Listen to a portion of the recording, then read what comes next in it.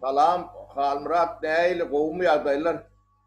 Şükür. Özüňizden sagyryn oturar mısın sapıram? Oo, Allah'a şükür, Allah'a şükür. Owa gyssaly bugün günnüz geçirýär. Sebäbi näme çagyrypsyň? Ha, deme Halmurat, ilk ulak gün dememiz kesilli, şoň dowamly demedel cemlerlerinin ondan beýleki habarlara geçeli. Bori ýaşyny aýdy berin. Yani gün adamlar bilen, halk bilen hoşlaşıp bilmedik. O başlan, o birden telefon gelýär Halmurat'dan ondan kesmeli bolýar da. Glavny komisar üstü elinde ama telefonlu eken. Ay howala meni günäkärli näme geldi. Başlan ne şu taýda ne sözlerimizi cemlemedi öýden. O ne adamlar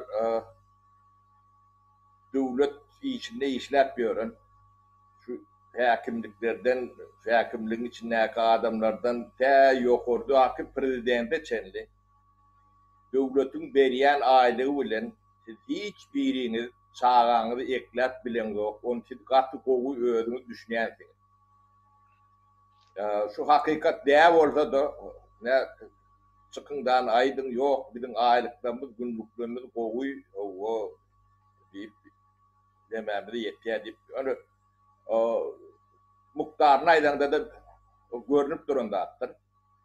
Şoň üçin ýa-ni biz açyklyk diýip gurrunga diýse, onu illüstrasiýa diýip gurrunga diýer. Şu aýlyga, size berilen aýlyga neti jaýly, maşinli, eşretli durmuş da ýaşamaňyz mümkin däl. Onu biz gaty gowulýar. Şoň üçin döwletiň töweregindäki halky emip ýaşaýan gatlak bar da. Şolaň hemmesi uly jenayet kärdir. Olaň hemmesi halkyň ganyny içip eşretli durmuşa ýetýärdir. Korrupsiýanyň esasy meselesi şu taýdan gelýärdir. Äden ýerin korrupsiýadyr. Milisiýasinden, beýlekinden islenlik demesi. Şolaň hemmesi ogrudur. Dogry ýaşamak mümkinçiligimiz ýok. Onu biz gaty gowulýar. Onu ýöne hataplaýmandyr, bu hiç neme zady ýok. Ýani bilen Amerikan açamyz ýok. Alýan aýlyň bilen günnäki ýani iýmitiň maşynyň beýleki zatlaryň baharyny hataplaýmalydyr. Hududy kärhanalar olur başga mesele. Olur gazanyp ömürler nemedi, ömürler. Ýöne buloň nemesi şolary em ýaşamalylar. Şoň üçin sizi gorkudýan milisiýa bardyr, polisiýa bardyr, ýani prokuratura bardyr, süýt bardyr, KGB bardyr. Barsy siziň ýanyňyzda sizden 10 esse, ýani 1000 esse eller hapadyr. Onu şeýle düşünmelidir. Onu şuňa nerede adam bar bolsa, şunu ýalňyşlap biljek adam bolsa, prezidentden başlap, ýani daşary işler ministrine çendi, çykyp halkyň öňünde deklarasiýasyny edip beräýsin. Men şunda aýlygym bar, şunda emlägim bar, maşynym bar, çağalam Lança çağam var, ştaýda okuýar, ştaýda demedýär. Açyklyk diýilýän şo zatdyr. Erkek bolup haýsız şunu edip biler. Halmurat, döwletiň, hökümetiň hemmesinden torýanlar. Lekin birden hem däl. Barynlar. Şunu edip bilmeseňiz, bary götürmäge gitmelidir, görýär. Ol ýani beýleki dogry diýilmek aňsat zatdyr. Ýöne hatap berilende şeýle berilýändir. Şuňa prozraçlyk diýilýär Halmurat. Demokratiýa talaby şudur. O warly erkekler o zatları garry eneňde aýdyp berin, ya çağalaňda aýdyp berin. Şunu edip bilmeýän deme ýol başça, siz boýun bolma demäňiz ýok. Onu kellesine ýanky nemäni konstitusiýany, ugalowny kodeksyň arasyna oýun galynrak gorýarlar. Okap almadyk bolsalar kellesine berip aldyryn. Özüm gapyňyza salmaň. So deklarasiýaň boýun gassan gel, soň onu deme diýel, gürleşerseňiz. Bu meselede şu öňkü nemämiň soňuşy, şunu alak nämä getirjekdim bolýan arasyny kesdik de. Tawar tapara, gatdy dogry aýdýan. Bu prezidente de değişdiler. Deklarasiýasy bermeliler halkyň öňünde. Şunu alak emlegim var, şunça çağam var, şular ştaýda okuýar. O çykdyjylar şunu alak, ben aýlygym şunu alak. Prezidentler başlamalıdır. Abi son edip otursa ne Avrupa'da her yıl deklarasiyamız yaz görküz, salgıdımı tölyaz, girdicimiz görküz yaz, çıktıcımız, hasaplımız. Emme kişi. Paşa çendim. Yani devleti paşa çendim. Çağalarına çelle, attıklarına çelle. Emme de. Ne açıklık değil ya da şeyle oluyandır. Sana kanun vaden bana yok. Olur ya oyun siz o Garavum içinde yaşayan diyor, Garavum çöller. Garavum'un kırasında yaşayan. O bir. İkinci yankı dünkü sen nemäňde bir ağlap oturan bir yigit bardylar. Şo wezipetini aýdyp berdi ne bak. Berdi aýdyp berýär. O berdi for deme yankı kenben mahkemen maslygy. Yok KGB maslygy. O yankı on dinläp oturanam ähli nemäň yankı goşunyň başlygy şeýlem. O ferkerde vasılar olan. O bu nägile spektakl şık günlere o goş. Yok o şey başlı bir aydıp berýär. Görün adamlar o bire unita dogurusy. O da o ana görüp dursunuz da. Ähli halkam şular gorkuýar. Ana Halmurat şondalyk. Ýöne benden gündüz nemedenim, bimada denim. Biziň pärwary öýlerine bardylar. Oho, kim hökümet mi? Owo, ne diýmek, biziň nemelerimizi günne seredýän bolmalylar. Bular. Onu eşitmedik bolan bolýarlar. Bulon paýta bilen arasynda deme yigitler, ýanky ağlap oturan ýigitiň ýerinde başga innika alajak gelendir. Adyny bilemokda. Adyň näme bolsa şo bolsun, onu bulonu aç. Inen ben taňa diýjek tatlamada. Birinciden öýlerine barıpdyr. Men ana şeýsinem diňlederine. Ruat iyi işte. Çağacıklar günlük işlep, Mehmet boş wagtlary işlep şeýdi okuýarlar da. O bulon çağalary ýalap derler o çağalar. Men çykjak gorkamok diýär. Pelwan hakyky pelwan. Onu pelwany goramak üçin ýene de 25 sanak pelwan oturdy du. Mine birin nemämden goýdy. Yani şu videodan soň goýup başlar. Yankı öýlerine var ya, ne adyny aýdýarlar, ne udossevereniyetini orko diýerler. O ýüregi ağırly ejem ma diýe, kakama diýe aýrly diýe de. Ondan şoňa şkoluň yankı näme bararsyn diýip näme pawetka goýup gitdiler. O nemelerinde de ne at ne näme diýe hiç tat ýok diýe de. Ondan kakasyň bir 4 sanak dogany bar.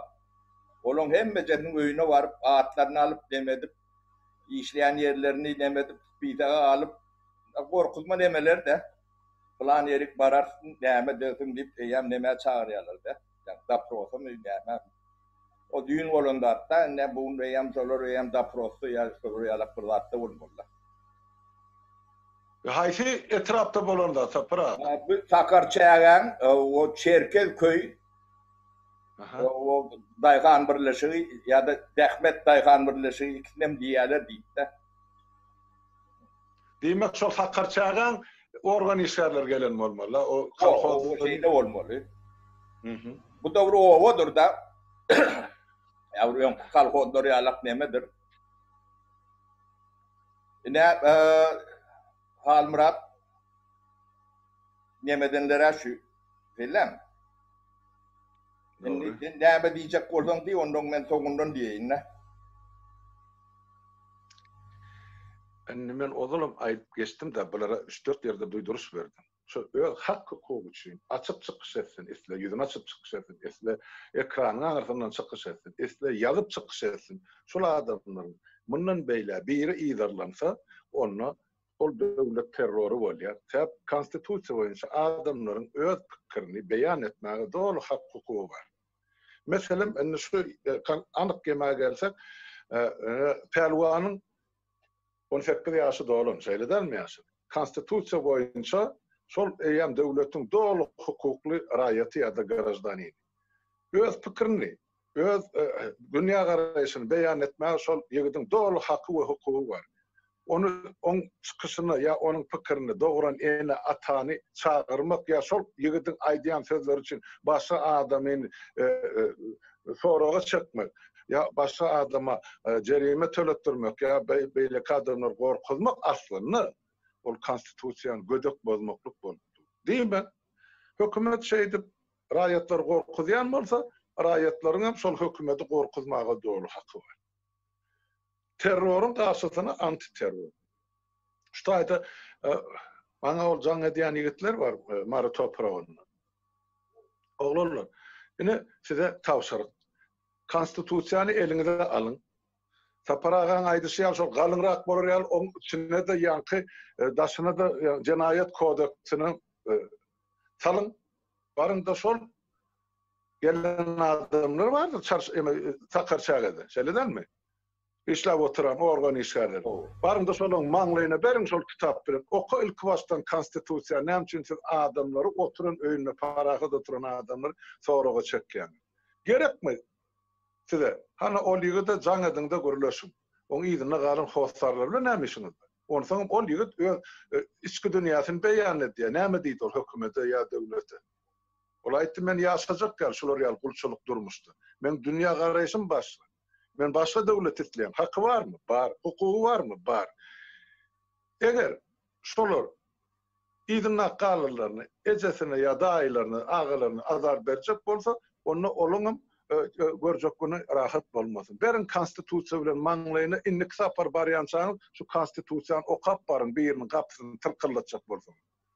Yoksa mı götüňiz gysynda oturuň öýüňizde ýa-da götürün gidin etrapdan barın hana ol aşgabatda oturun, siziň ol serkerde başyňyz bar şoň ýanyna baryndy, şondan maslahat soran. Bolly. Ol hakimine de şon şeýle diýmeli.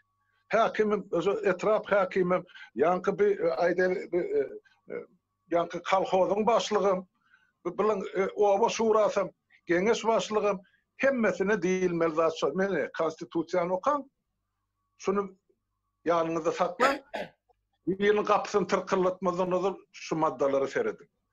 Etçekkenmi? Konstitusiýasy tabiinler onu götürünün ovadan etrapdan. Biz halk hökmüni özümüze gerek arçynam saýlar, özümüze gerek hakimy saýlar. Goý şol bize ýerimizden paýlap bersin, mülkümizden biz şeýtirip öz başynda mülk bolup, mülkdar bolup, ýer ýesi bolup ýaşamakçy. Häzir hem şundan başlap biz açlyk gelýär bütün dünýäniň ýüzüne, biz özümüze çağırymyz açlykdan çykarmak üçin islen ekinimizi ekjek. Şuňa päsgelçilik berdiňiz hem hana siziň paýyňyz şarşak diýip olar önüne. Gün aýtmaly ýer geldi adam.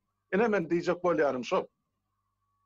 Bu Halmurat ýekep bu Sakarçaýa del, şol owada del, ýahly Türkmenistanyň owalaryna şu gaýdanyň geçerilir.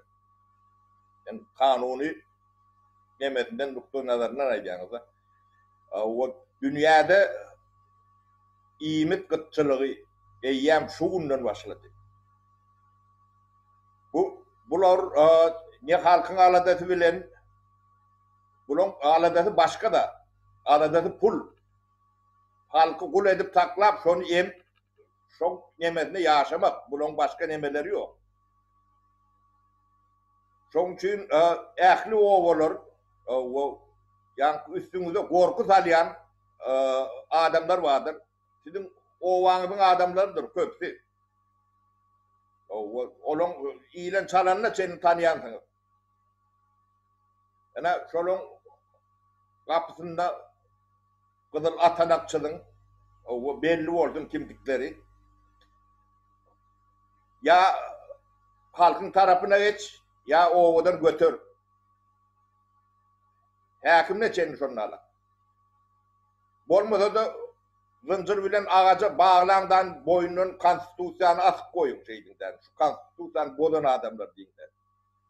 Hakimin de özün saylan, arçının da özün saylan, kalkoz başlığını da özün. Sizin hakkınızdır şu. Konstitüsya size şunu veriyor. Doğru. Hak görün fepera. O merkezden size yetişmez size. Hemen ertiden başlanmış. Ödüm ekecek zadını ekin. İyilecek zad ekin. İyilecek zad. Kışa mudindir. İnniki yağda kendi o yağdayla uyutgöme mümkünçülüğü yoktur. Ağaçlık geliyor ağaçlık.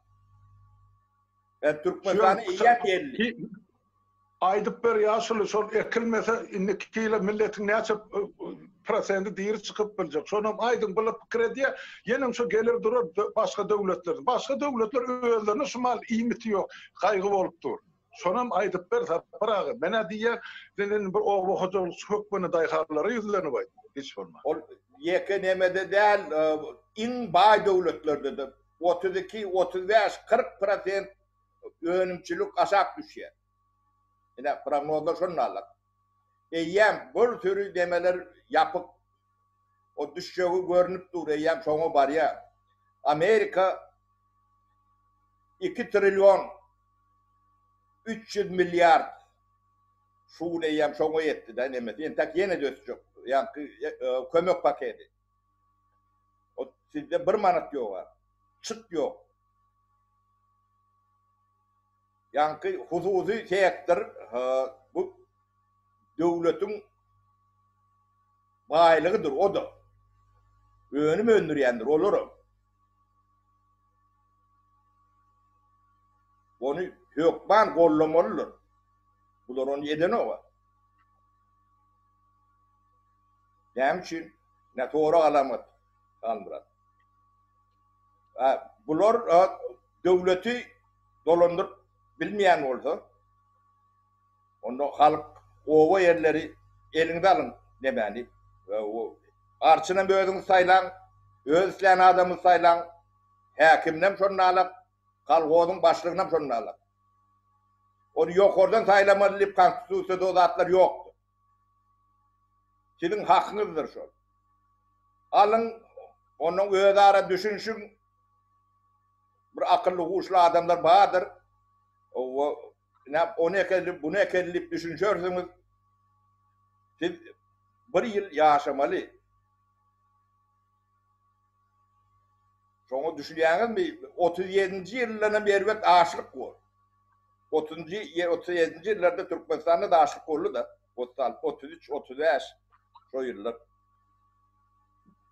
Katıken halk kırılandı. Sonuna beter oluyor. Ya da şununla alaktır şunu düşünün, halk olup düşünün. Bu yolbaşçılar düşünmeyen olsa, bunun aklı, fikri başka da. Sizin ölünüz, kalanınız neme değil. Onu alabildiğin oradalar size bilgi verirdiler, konsultasyon verirdiler, koça çıkman diyerdiler, maske takının diyerdiler. Bu virüs var arada bilgi verirdiler. Ne korunmalı, ne etmeli, günlü. Dünya şey bu, dünya. Bu yankı 3. Cahan vuruşu alak vuruş mu? Almırat. Bu yönü de değil. Bu samsıklar düşünen o unisada uğurlat gören bu da atları düşünmeye kellesi yok o. Beynisinde zat yok. Ananın bana ben şu beynisini köpten ver sinlat ölçek gelen. Hiç zat yok. bir yeke dişi operasiya etmäne inanmayan adamın döwlet inanırlar bu. Siz çoğu düşünün, yani şu yaşını tap, şunu bir gürletseniz lan, şu yağdayını bir halka bildirsin. O şey, deputat, yemen var, Pirmulu. Pirmulu Tanrıoğlu mu? O yaşını diri olsan çıktan düşünür, şu ne hilek prezident bolyandı, ne hilek okuçun olandı, ne hilek işlendi. Bir tane daşkuloktan eştibay diyatsa, olay alan bar, adın hemme adın bilyen, ben onu değişim becerip görün daydı. O adamdan Türkmen. O biz bilen bildirek işleyedi bu vatla. O yalan söyleyecek ya demetçe adam derler. Hakiki unita doğrusu. Ne? Halkı kırar bu. Şonun için ova yeri, şehir şonu kollap tan edip yönün orada yetsinler. Erti çörek vermez olur. Siz yakın, iyicengir yakın. Bu yokban da attır, yokban. Hazırki işler mi? Tapara.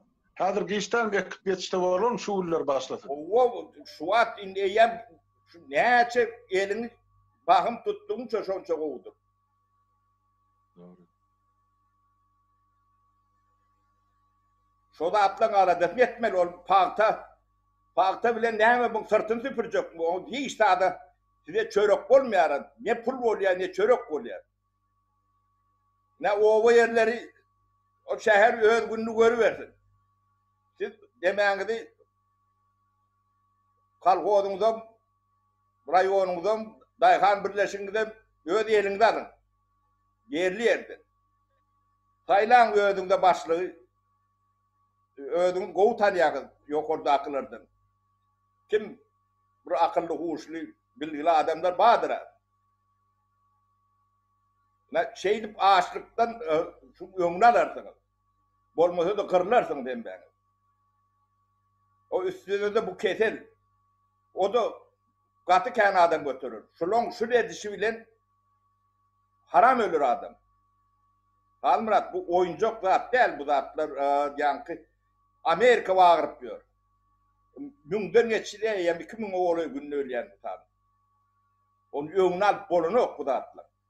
Yani bilgi yok. Önüne arayalım. Onu bir yuvaşlatman demesi bir karantin girdip o adamları çıkma diyalar edip yönü öğüt alan son onun iyice işleri o bromoçuluğum var onu metmele değil. O da atlar bilen bulun hiç demesi yok adamlar yönü oçulu durup kovalap bir deytir yağ alıp bilen o. Hani o yağ nirek gitti. 700.000 ton çığ çıkmalı sizin partağınızdan. Ondan bir 180.000 ton yağ çıkıyor, yağ. Var 30-40 kara yağ olsun tonu, yani 140.000 minimum, biz orsiyede 140.000 ton paltayı hem de yağ iyi veriyordu. Çıkt yağını. Bize ondalık gerek yağda suya düşsen oluyor. Şu yankı beriyen hasaplarınız, yemeğiniz boyunca Türkmenistan parta çıydığın yağında suya düşüp biliyor, suya. Vanal biliyor. Çoğu yetiyor. Yine de orada atlar. Daşına satıyorlar. Daşına satıyorlar yeğerleri. Daşına satıyorlar. Bunların hayvan neden iki ayakları var Halmurat. Onu gözük bir söz aydiya diyorlar deme diyorlar. Bunlar ulan adam yalak, gürleşör yalak, uğrunlaka adamlar değil bunlar Halmurat. Hak görünüyor. Ben de demem tekliyim şol yönü yankı pervanın emedine şu yengen kelletinden yeka kılgaçtı. Ne dinlediler takar çağda demeler. Onun yankı bu adamlar katı kazap getirdiler de attık demetmen son ertir gün katı okunuyorsunuz. O ertir günü de kalmaz. Biz onu siz tapmani, nemetmani yolunu tapar. Eger. Sebep varıp diye atlarını maydan okuyor da.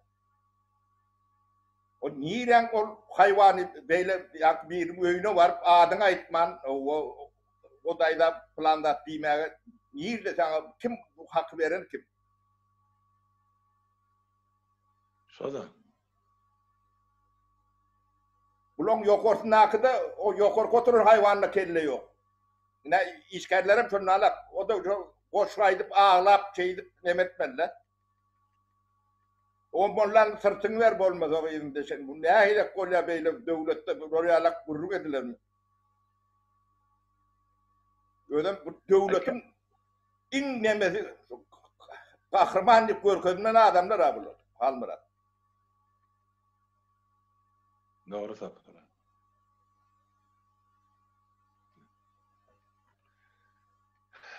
Buraya sapara aytacağım Halmırat beni katı kızdırma bulur bolmadı. Buraya sapara yeme onu ne meşhurlukça şu kıyıskacı ştaydı tamamlayın sapara. Onu akşam yenim sohbetleştik edersek. Benim işlem katkan Tanrı halkasının adamlar hemmesi şu yaptırarlar, video uğradıyorlar. Novat koyular. Katkan gelen zat mene yetişip bile maksapara. Son için adamlardan hayiş ediyen şu bir bölük bana uğradayan videolarını size de uğraşsalar. Yani men akibarlar, vaciplerim size uğraşsalar. Ne tüveleme Türkmenistan'ın ayal gıylar koruması da öğrettiler. İyiliydin iki video size de uğradılar. Dinləyəndə öyündə oturasın elin tarsa yerinden turup çıkaymalı köçe. O denarlan yazıyanlardan dinləsən kapıra. Ben size doğrudan oyun sürüyordum. Doğru Halmırat. Adamlar tavuğu bağışlan men biraz kızıyan olun yönü yönümüzde ağaçlık var. Men şu betbakçılığı görü oturum. Şun için canım yanvay diyen men yüreğimden aydiyenler. Onu gödevrak olayan olmamı mümkün olun yönü ağaçlıktan ölünümüzden kovudur. Şu da atlara doğru düşünün. Ondan bunlar sizin aradığınız edecek adamlar değil, sizin hükümetiniz yok. Şonu katı kovu düşünün. Sizde hükümet değilen zat yok. O tayda beyinem yok, hiç adam yok. Ondan şu koronavirüsü bunlar alıp çıkmalı yemeleri yok. Hiç zatları yok. Bilgilerim yok şunun. Edip bilen toklarım yok. Yani güçlüğün aymasalar başka ol. Güçlüğün koronavirüsü yenerim. Halmırat. Güçlüğün hani levabı bağlak koydular da. Yani şehirde bir restorana mı işlerine, bir salona mı işlerine hemmecini yaptılar. Ne için yapıyor? Demek virüs var şu tayda. Yankı geleyenler var da sınır gelirleri. Şu aeroporttan keserleri akıtmalar bunlar bir palatalarda mı? Nerede saklama? Şu aeroporttan düşüne $5.000 versen sen şu gelen oğlanı kıydım alıp gidip önünde saklap bilen derdi. $5.000. O keserli mi, sağ mı? Hiç kimin işi yok. Dine pulu yattılar ehli değil. Yine bedbahtçılık nerede? Yine tragediya nerede? Yine kırgınçılık da para. Buraya Halmırat bunu nemetmeli, bu nemeleri katı ağacı neme bunu arkayın nemede gudlevim olunu o Halmırat. Böyle. Borun hemen sağa oturun adamı sapara sen Tanrı halkasın. Buraya